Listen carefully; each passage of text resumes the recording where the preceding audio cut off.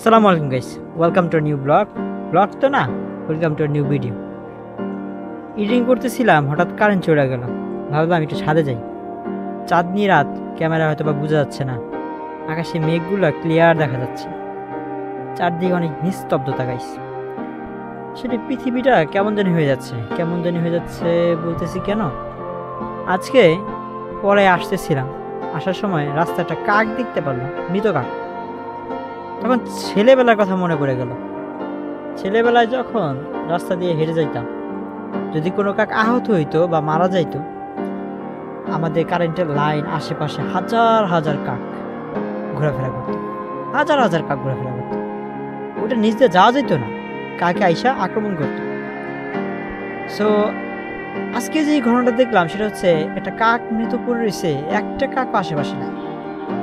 একটু মানে হাজারটা থাকার দূরের কথা, একটা কাক নেই। তো পৃথিবীটা কই চলে যাচ্ছে গাইস, আপনারা একবার ভাবতেছেন যে নিষ্ঠুরতা এখন মানুষকে ছাড়াইয়া পশু পাখিকেও গ্রাস করে ফেলছে।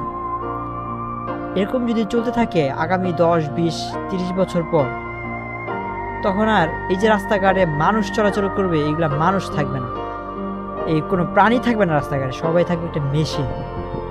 আর এই যে আমাদের হৃৎপিণ্ড, তখন আর আমাদের হৃৎপিণ্ড থাকবে না, এটা হয়ে যাবে একটা মেশিন জাস্ট, যেটা যেটা বিট করতেছে, মানে চলতেছে। মেশিনটা চলবে টাকার জন্য, স্বার্থের জন্য, কেউ কারো পেছনে তাকাবে না। আপডেট হইতে হইতে আমরা অনেক বেশি আপডেট হয়ে গেছি। এই যে রাতের মতো নিস্তব্ধ হয়ে গেছে, চারপাশ একাকিত্বে ভরে গেছে। সো গাইস, আশেপাশের মানুষগুলোকে একসাথে রাখবেন, ভালো রাখার চেষ্টা করবেন। আল্লাহ হাফেজ গাইস, আবার নেক্সট কোনো ভিডিও দেখা হবে ইনশাল্লাহ। টিল দেন ভালো থাকবেন, টাটা।